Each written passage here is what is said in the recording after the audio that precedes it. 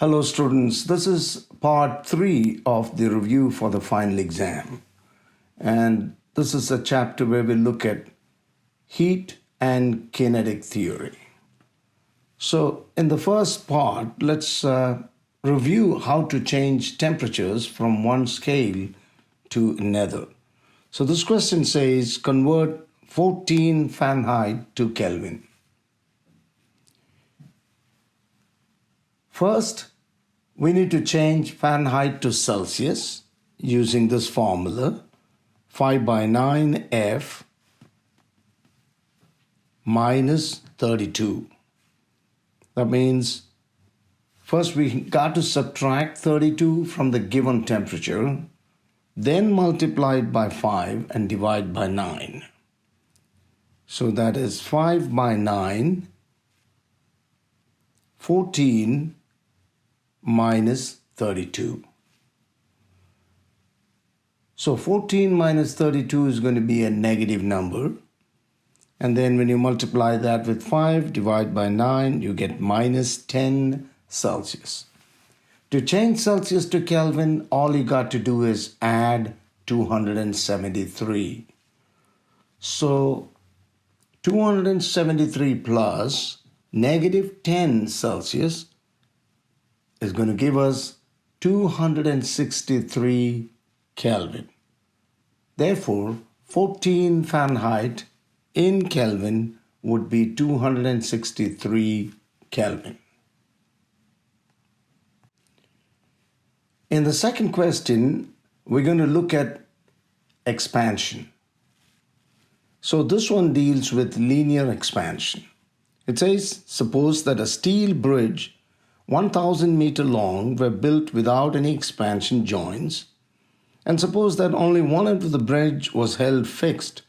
What would be the difference in the length of the bridge between winter and summer, taking a typical winter temperature as 0 degrees Celsius and a typical summer temperature as 40 degrees Celsius? So in all those statements, what's important is the original length is given as 1,000 meter, and then the change in temperature in this case is 40 degrees Celsius, which is 40 minus 0. So we have the original length, we have the change in temperature, and we have the constant, which is the coefficient of thermal expansion of steel, and that is given as 10.5 times 10 to the negative 6 per Kelvin. So, to find the change in length, the formula is delta L is equal to the original length multiplied by the constant multiplied by the change in temperature. Now, since we have all these three quantities, we just multiply the three of them to get the answer. Notice that the original length is in meter. Alpha is given as 10.5 times 10 to the negative 6 per Kelvin. Now, do not worry about that being per Kelvin and the change in temperature being in Celsius, because a change in both the Celsius scale and the Kelvin scale are equal. Again, a change of 40 degrees Celsius would be exactly the same, or 40 degree Kelvin, 40 Kelvin. So when you do that, you get 420 times 10 to the negative 3 meter, or 0.42 meter. So do remember that if there is a question that's asking you to find the change in volume instead of the change in length, then the coefficient of linear expansion has to be multiplied with 3. So again, you're asked to find the change in volume, but you're given the coefficient of linear expansion. So the first thing you do is multiply the coefficient of linear expansion with 3, which will give you the coefficient of volume expansion. And then you use a similar formula, except that you're going to get the change in volume. So you need the initial volume.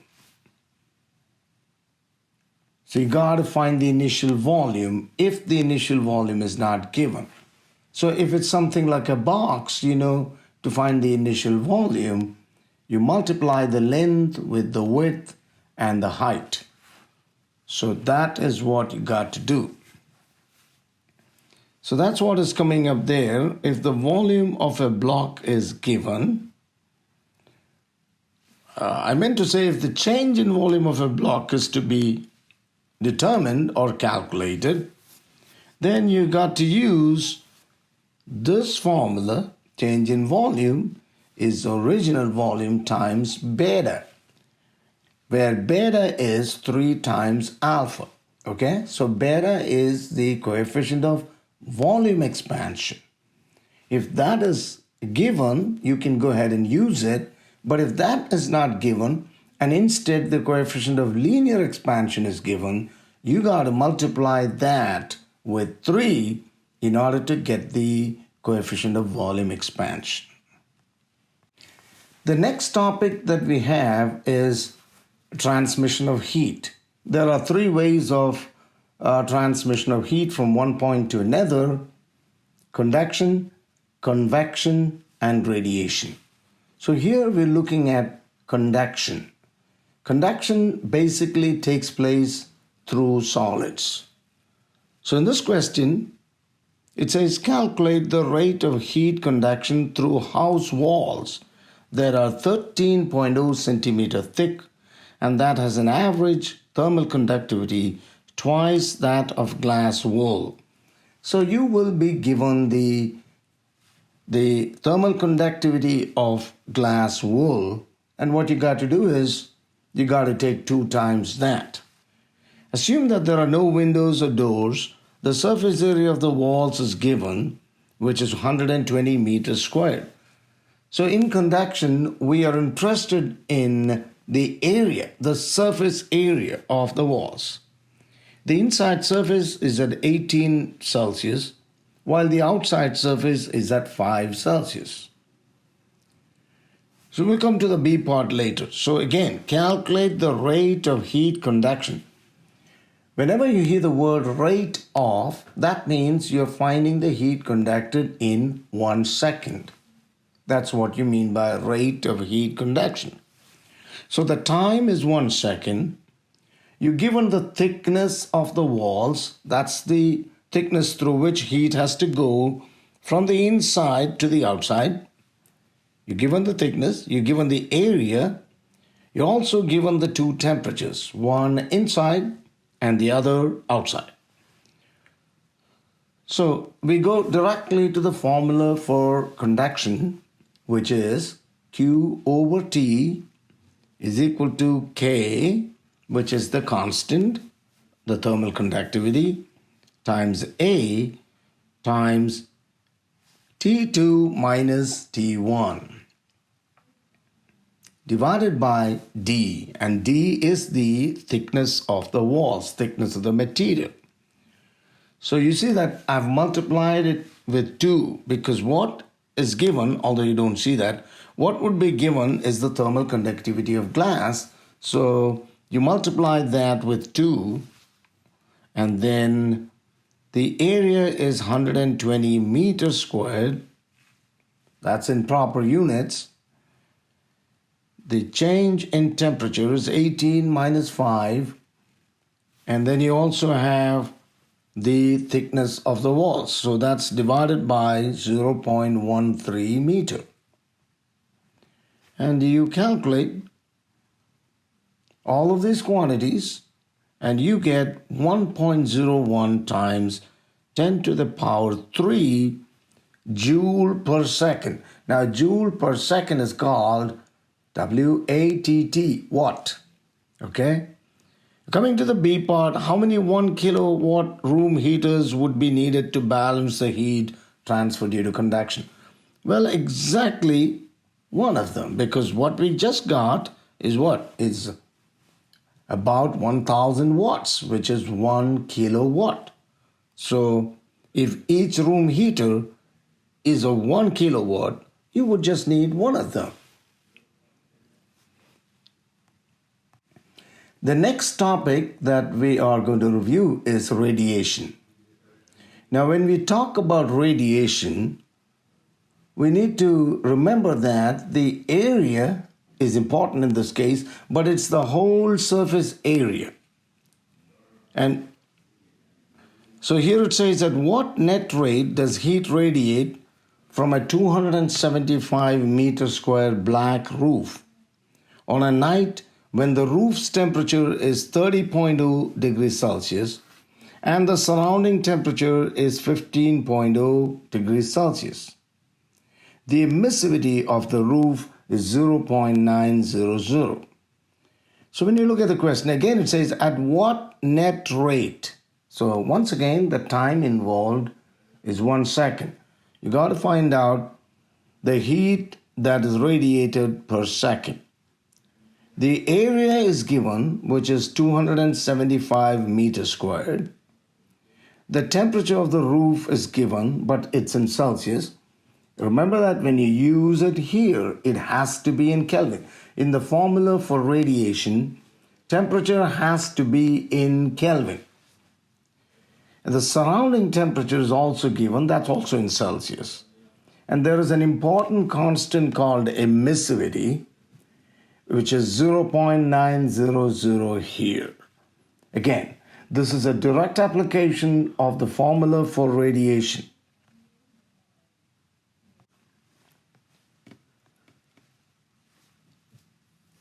So the formula for radiation is Q over T is equal to, we have many constants here. The first one is the emissivity times sigma, which is Stephan's constant, times area times T2 raised to 4 minus T1 raised to 4.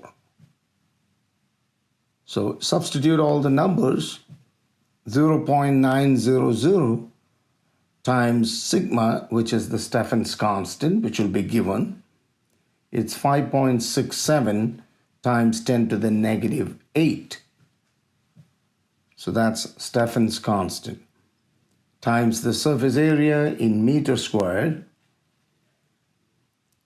That is 275 in this case. Multiplied by T2 in this case is the temperature of the object or the roof.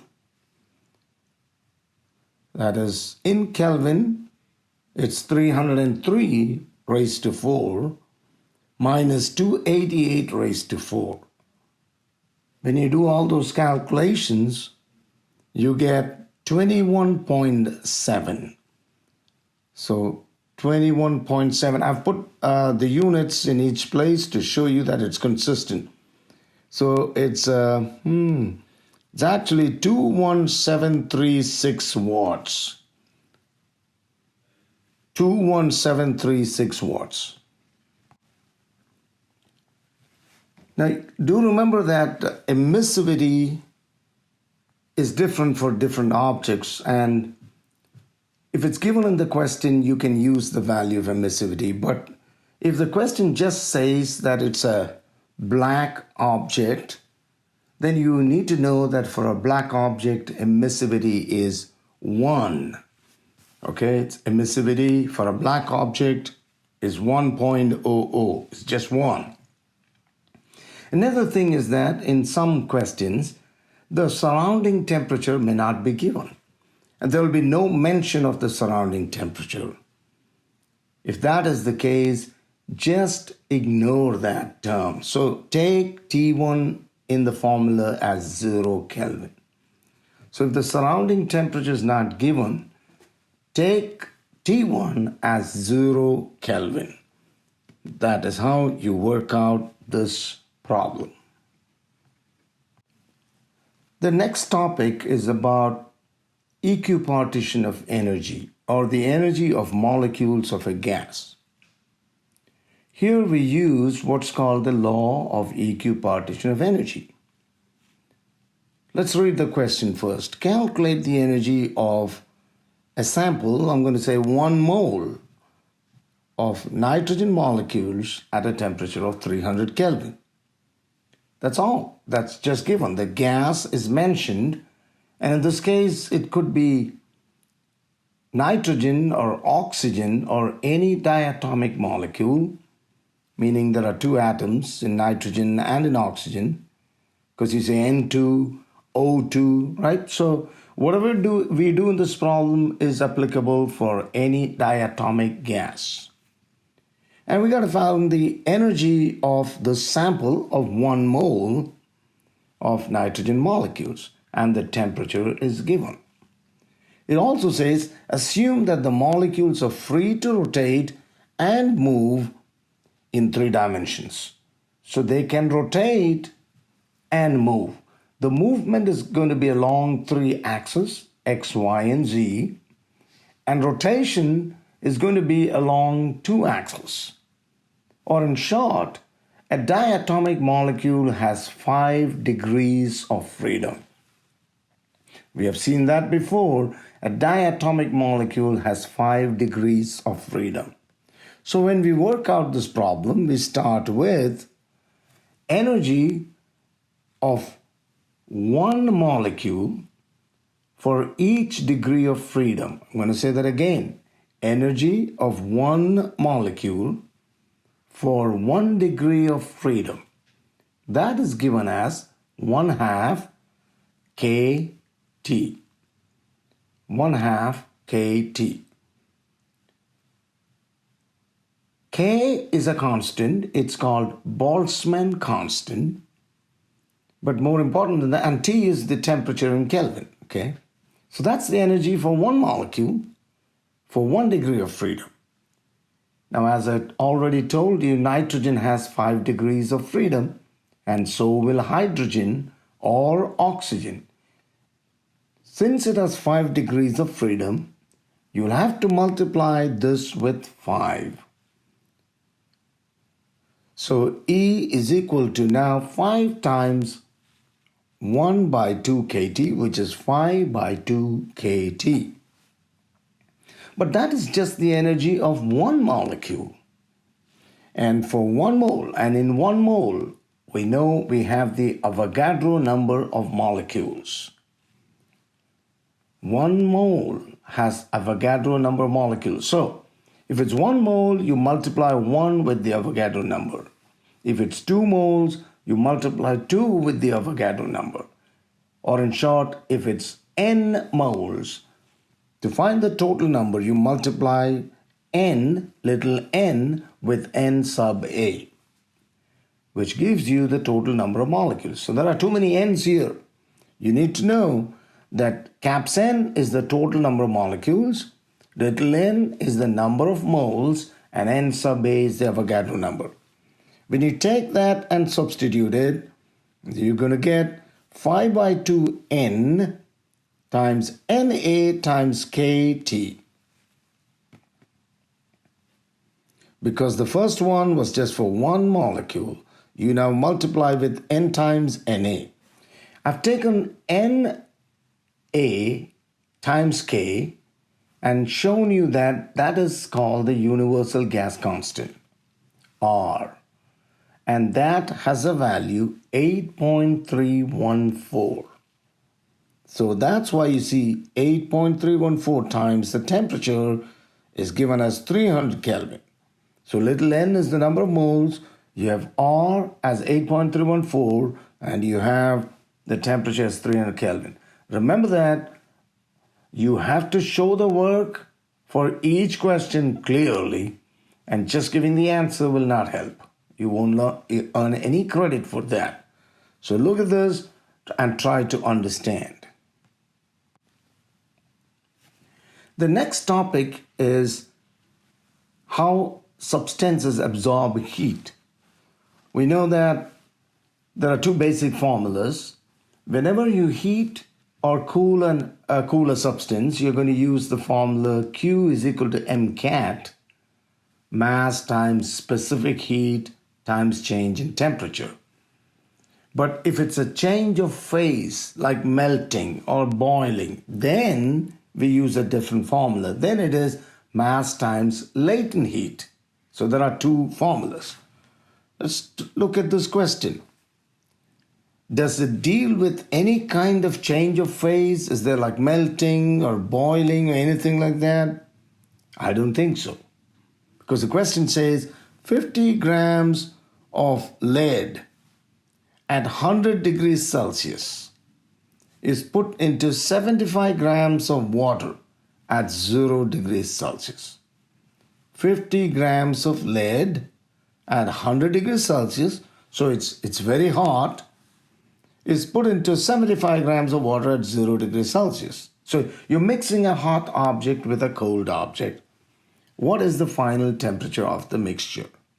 When you mix a hot object with a cold object, the hot one loses heat and the cold one gains heat. And according to the conservation of energy, the heat lost must be equal to the heat gain. So that's the idea. Heat lost. How do we find the heat lost? It's mass times specific heat times change in temperature. So lead is the hot object here. So we take the mass of lead multiplied with the specific heat times the change in temperature. Now be careful about change in temperature. We know that the initial temperature is 100, but we do not know the final temperature of lead. So keep that in mind and look at how I'm writing it down. Heat lost by lead. So that's the first thing. Heat lost by lead. And the formula is mass times specific heat times change in temperature. And that will be equal to the heat gained by water. Again, for heat gain, we will use the same formula, mass times specific heat times change in temperature.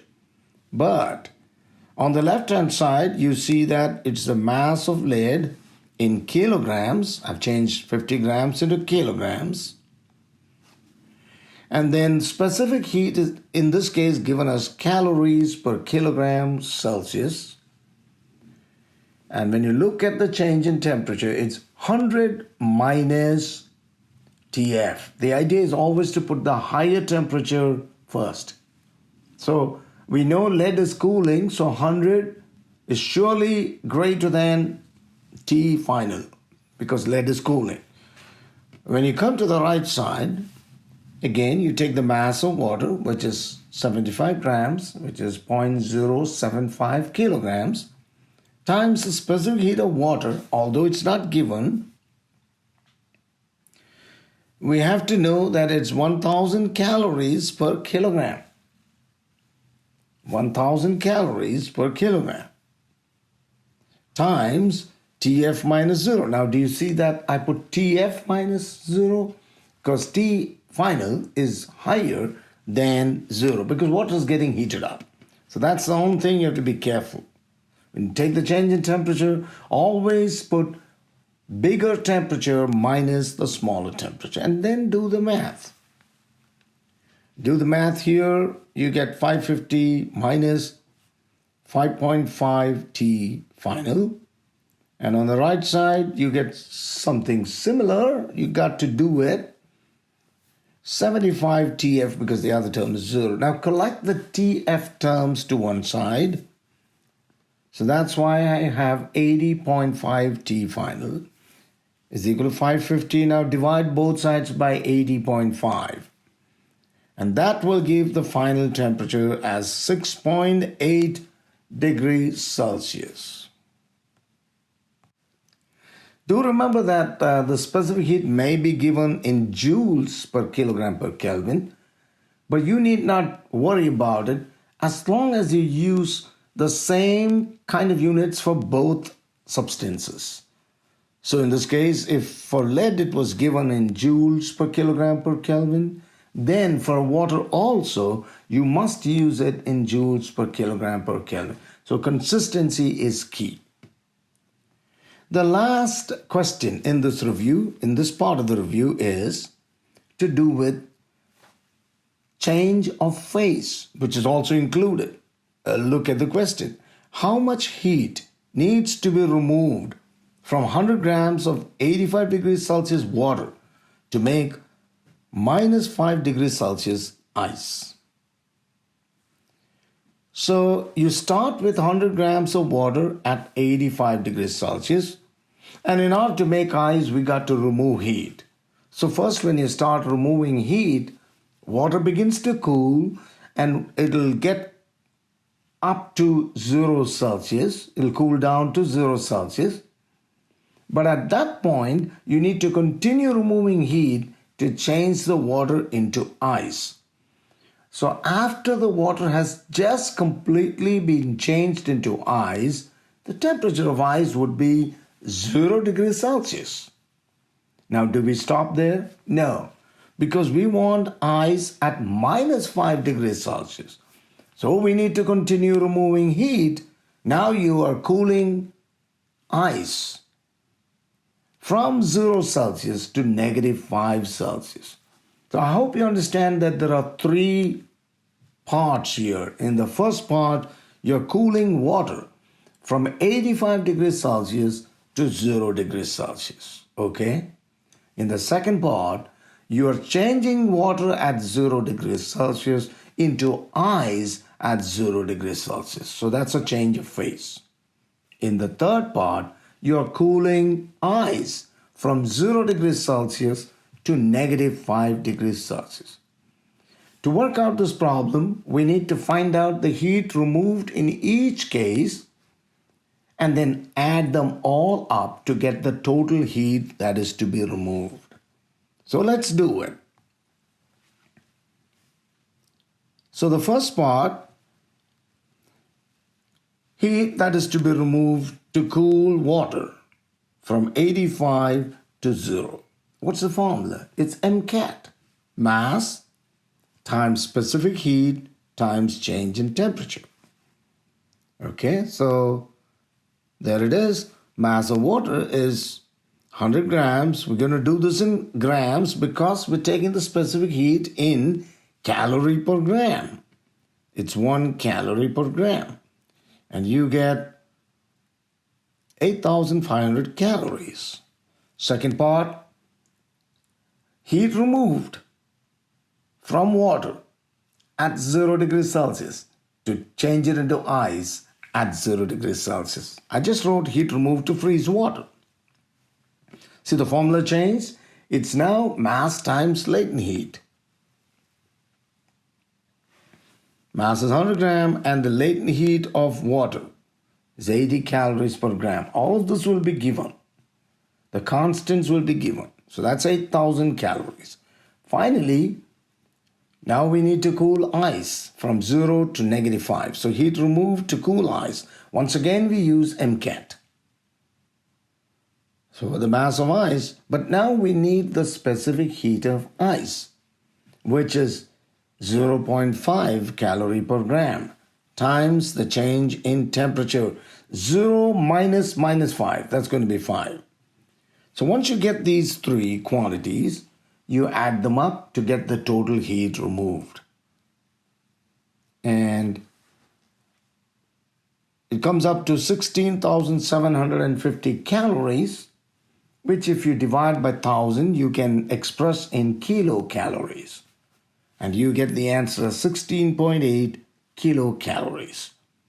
So I hope you understood how all of these problems have been worked out.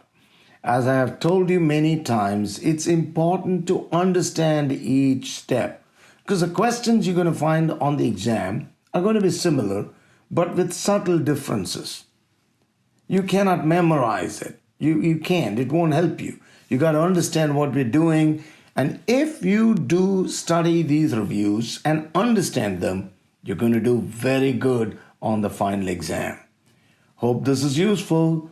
Thank you. Wait for the last part 4 of the review, which should be out in a couple of days. Thank you again.